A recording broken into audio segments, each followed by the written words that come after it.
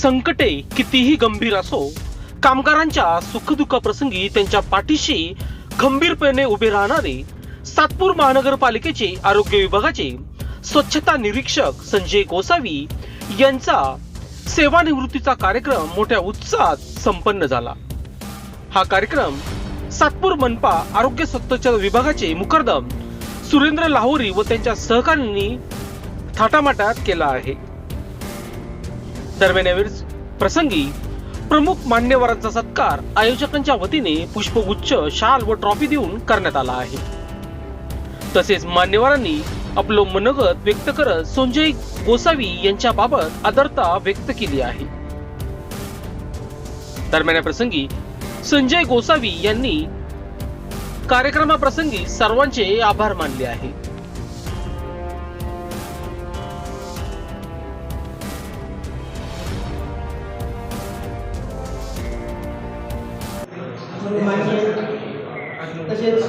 आपण गटार बदलायचं काम आहे ना, असे अष्टपैलू खेळाडू विभागीय स्वच्छता निरीक्षक आमचे सगळ्यांचे स्नेह।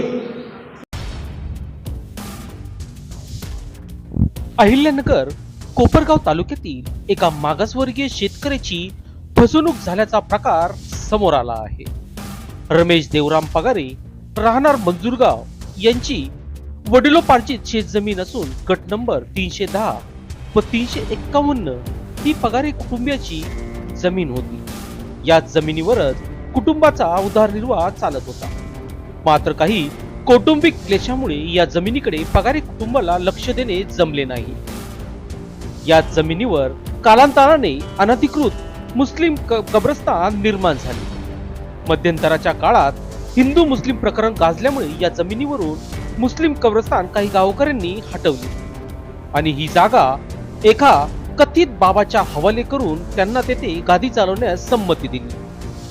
यामध्ये सुनीता भोसले यांचा देखील या जमिनीवर कब्जा असून त्यांची स्वतंत्र मालकीची जमीन आहे।